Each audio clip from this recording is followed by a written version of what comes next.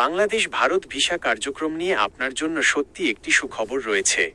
সর্বশেষ তথ্য অনুযায়ী দুই দেশের মধ্যে ভিসা প্রক্রিয়া পুনরায় পুরোদমে স্বাভাবিক করার কাজ দ্রুত গতিতে এগোচ্ছে।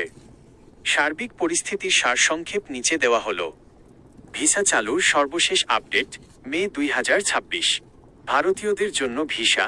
বাংলাদেশ ইতিমধ্যে ভারতীয় নাগরিকদের জন্য সব ধরনের পর্যটন, ব্যবসা, চিকিৎসা ইত্যাদি ভিসা চালু করে দিয়েছে। গত 2 মাসেই প্রায় 13,000 ভারতীয়কে বাংলাদেশের ভিসা দেওয়া হয়েছে। বাংলাদেশিদের জন্য ভারতীয় ভিসা। ভারতও আগামী কয়েক সপ্তাহের মধ্যে পর্যায়ক্রমে সব ধরনের ভিসা কার্যক্রম সম্পূর্ণ স্বাভাবিক করার পরিকল্পনা নিয়েছে।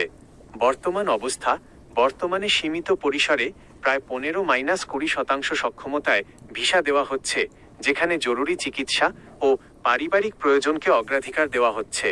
তবে নতুন ভারতীয় হাইকমিশনার দায়িত্ব নেওয়ার পর এটি দ্রুতই 100% সচল হবে বলে আশা করা হচ্ছে।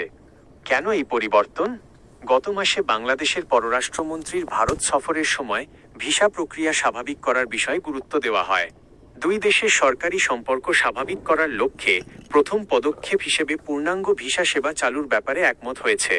সহজ কথায়, আপনি যদি পর্যটন বা সাধারণ ভ্রমণের জন্য ভারতীয় ভিসার অপেক্ষা করে থাকেন, তবে আগামী কয়েক সপ্তাহের মধ্যেই ইতিবাচক ঘোষণা আসার জোরালো সম্ভাবনা আছে।